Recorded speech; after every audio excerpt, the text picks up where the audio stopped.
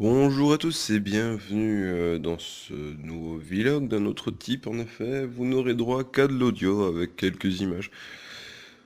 Juste quelques images pour expliquer un petit peu mes propos, pour les illustrer, on va dire. Donc vous n'êtes même pas obligé de regarder, vous pouvez, je sais pas, jouer un jeu, manger, regarder la télé, peu importe. Vous pouvez faire ce que vous voulez. Moi, je demande juste votre attention, juste de l'audio. Donc voilà, une émission un peu spéciale, c'est une espèce de vlog, hein, on va dire que c'est un vlog, ouais.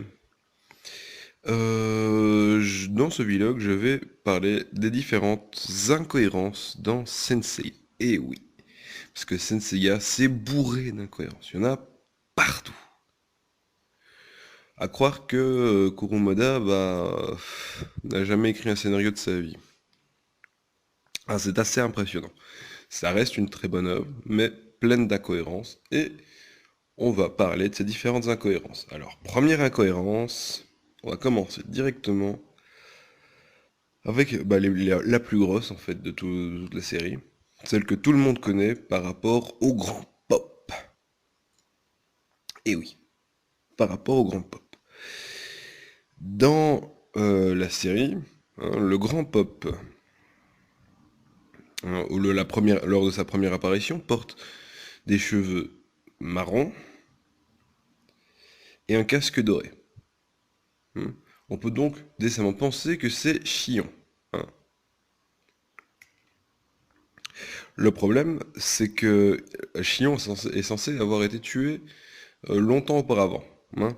Bon, ça, c'est rien du tout. Hein. On va dire que même le méchant pop pouvait très bien être comme ça. Cependant,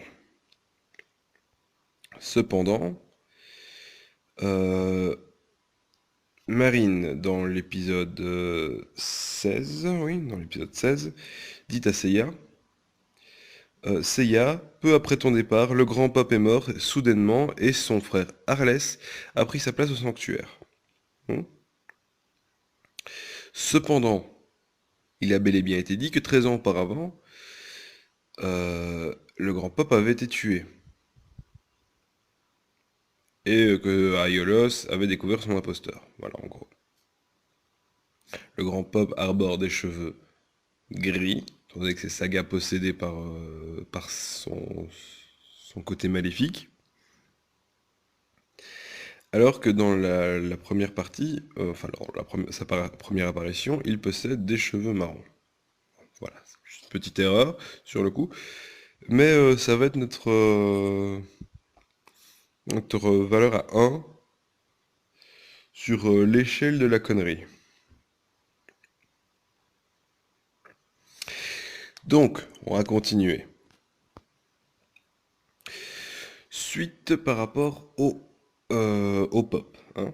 Dans l'épisode 39, Shiryu se bat face à Deathmask quand il arrive aux 5 pics, dans le but de tuer Shiryu et Doko en fait. Mu arrive pour interrompre le combat et Doko explique à Mu, et à tout le monde en fait, que le grand pop Arles avait pris la place de son frère. Or, Doko étant l'un des survivants de la dernière guerre sainte, tout comme Chion, ils étaient très amis. Chion étant devenu Pop, Doko étant parti aux 5 pics pour garder les étoiles des surplis là. Doko aurait dû être au courant que Chion possédait un frère, hein, étant donné qu'ils étaient très proches. Voilà. De plus, les chevaliers ne sont pas censés avoir de la famille. Hein. Il n'y a en effet que Seiya qui a une sœur et Shun et Iki qui sont frères. Son frère. Voilà. De plus, en fait, maintenant que j'y pense, personne ne s'est jamais interrogé par rapport à la disparition de Saga, précisément en même temps que la disparition d'Aiolos. Petit aparté, en fait, sur le coup, pourquoi Saga a tué le grand pop? Tout bonnement parce que il était jaloux du fait que celui qui allait être promu pop était Aiolos. Aiolos avait à cet âge-là 13 ans, ce qui n'a pas de sens en fait. Car pour devenir Pope, il faut avoir une grande maturité, il faut avoir une grande puissance, et il faut avoir beaucoup d'expérience dans le combat. À 13 ans, on n'a pas la moindre expérience. Comment les deux derniers Popes sont devenus Popes, hein? Euh, il y a l'ancien chevalier du cancer dans le Scanvas qui est devenu Pope après la dernière guerre sainte. Ce dernier avait vécu la dernière guerre sainte avec beaucoup d'expérience, donc de ce fait, était quand même âgé, étant donné qu'il avait déjà des cheveux blancs, on avait, il devait déjà avoir au moins 50 balais. Le second, donc Chion, qui est devenu Pope à une vingtaine d'années. Pardon. Après la guerre sainte, il ne reste plus que deux chevaliers d'or. Donc soit Chion, soit Doko devait devenir Pope pour former la nouvelle génération de chevaliers. Voilà, elle a donc décidé que ce serait Chion, qui avait déjà vécu une guerre sainte et avait quand même une vingtaine d'années. Il avait donc de l'expérience, malgré lui, il avait de l'expérience. Le suivant, celui qui devait remplacer Chion, devait être Aiolos. Pas la moindre expérience, extrêmement jeune, donc très peu de maturité. Comment pouvait-on penser pouvoir mettre un enfant de 13 ans à la tête d'une armée? C'est tout à fait improbable en fait. Pareil pour Saga qui à l'époque avait 15 ans. Il a 28 ans dans la série, 28 moins 13, 15. Oui, il avait 15 ans. Donc on peut comprendre un petit peu qu'on puisse rester dubitatif par rapport à l'âge. Mais l'âge est un véritable problème. Le temps est un véritable problème pour Kurumada. On va en discuter maintes et maintes fois. Mais continuons de parler un petit peu d'Aiolos. Aiolos, le grand chevalier du Sagittaire, adoré et adulé par tout le monde. J'ai une question. Pourquoi n'est-il pas revenu à la vie en surplis, comme Shura, comme Camus, comme Aphrodite, comme Desmas, comme Saga et les Chevaliers d'Argent uniquement dans l'anime? Voilà, on sait pas. On sait pas pourquoi, parce que ça n'a pas de sens. Alors, paresse de l'auteur ou pas? Étant donné qu'il est réellement mort, vu qu'il est revenu au mur des lamentations. Que faut-il en penser? Alors, il y a bel et bien une théorie qui dit que Aiolos n'était pas réellement mort lors, lors de son combat avec Shura. Il pensait évidemment qu'il allait mourir, mais finalement n'est pas mort. Est-ce que on parle de l'enterrement d'Aiolos? Pas vraiment.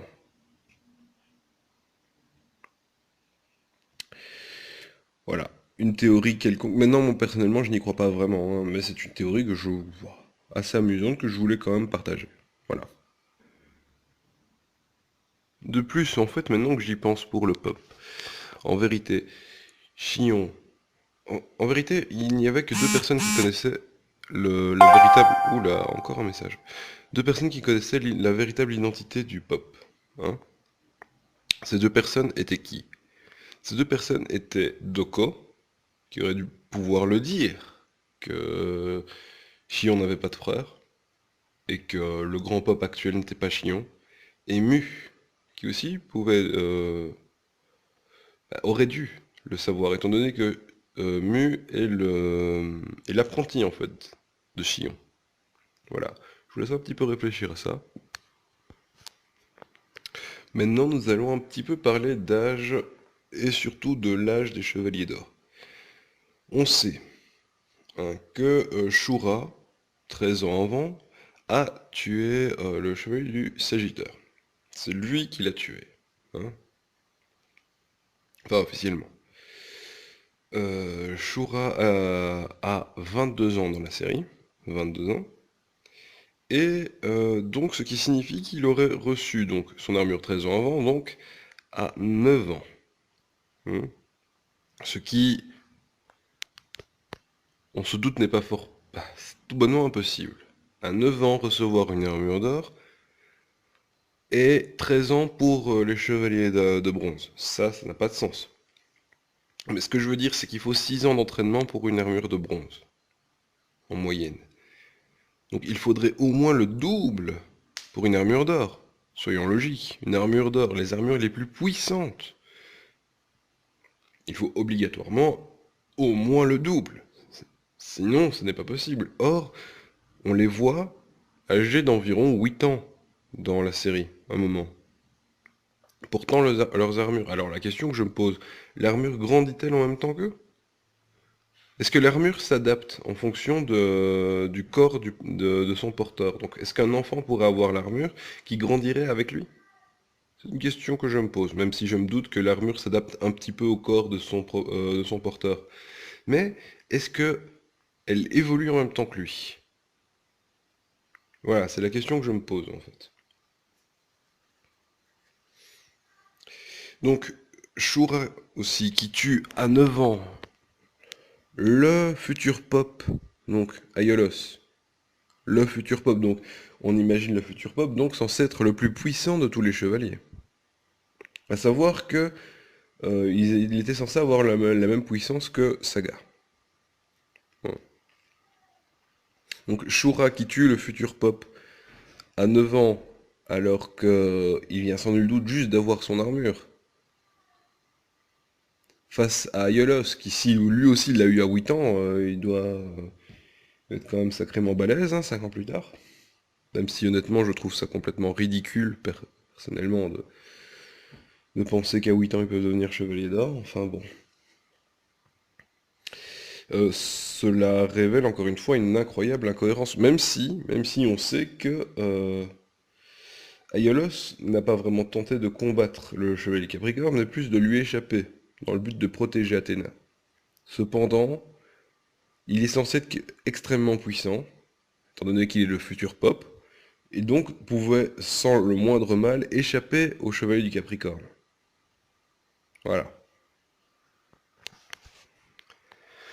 Une nouvelle petite incohérence, là ça en fait déjà 3, je crois, oui, 2 sur le Pop, une sur Aiolos. Non, 2 sur le Pop, 2 sur Aiolos, une sur l'âge des autres chevaliers en fait, voilà. Là, on va parler donc de de Masami Kido, voilà, de Masami Kido, qui a reçu l'ordre d'Aiolos, dans un an, à trouver 100 enfants. Il les a fait, les enfants, hein. On sait très bien qu'ils sont tous frères dans le manga. Donc là, c'est une incohérence euh, intrinsèque au manga. Donc il a fait 100 enfants en un an, hein. Cependant, cependant, déjà en un an, c'est tout bonnement impossible de faire 100 enfants, hein. Parce que faire un enfant n'est pas, ça vient pas tout seul, c'est pas d'un coup, hein. Il faut quand même du temps, hein. Il faut quand même, voilà, il faut le préparer, voilà. Ça se fait pas tout de suite. De plus, hein, euh, on sait donc que ça se passe 13 ans avant, donc ils devraient tous avoir 13 ans. On est bien d'accord. Cependant, Iki, Geki ont tous les deux 15 ans. Shiryu, Yoga, Nachi, Ichi ont tous aussi, et aussi Ban ont 14 ans. Et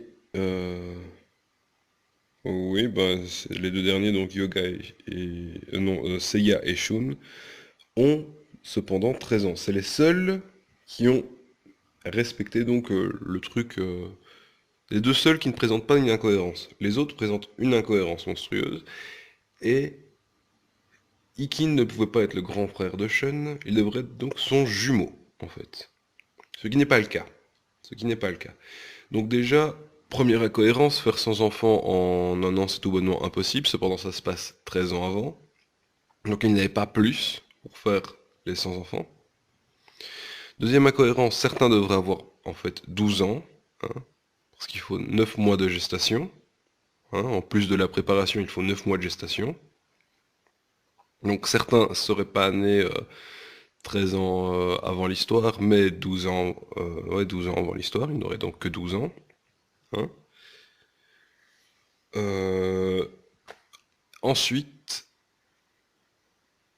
ils ne peuvent pas être il ne peut pas y avoir vraiment de grands frères à proprement parler, en fait. Il ne peut pas y avoir, des plus âgés, en fait. Donc par plus âgé, j'entends pas quelques mois, mais plutôt un an ou deux. Voilà, ça c'est tout bonnement impossible. Ensuite, on va encore parler d'un truc, j'ai rarement entendu parler donc de cette incohérence, mais concernant Marine. Enfin, concernant en fait la bêtise de Seiya. Seiya pense en effet que Marine est sa sœur. Hein. Il y a énormément d'incohérences concernant ce fait. On sait quoi de Marine? On sait que elle a 16 ans dans l'histoire. 3 ans plus vieille que Seiya. Hmm. Donc il faut savoir que il faut retirer 6 ans. Marine avait 10 ans lorsqu'elle a commencé à entraîner Seiya, qui est très très peu probable, ce qui signifie qu'elle est devenue chevalier d'argent, car oui, elle est chevalier d'argent. Elle est devenue chevalier d'argent à 10 ans. Ou alors on prend le cas dans lequel elle ne serait pas chevalier. Et donc elle aurait entraîné quelqu'un qui n'est pas chevalier devenir chevalier, ce qui n'est pas possible non plus. Elle était donc chevalier d'argent, à 10 ans. Bon, on va dire que ok.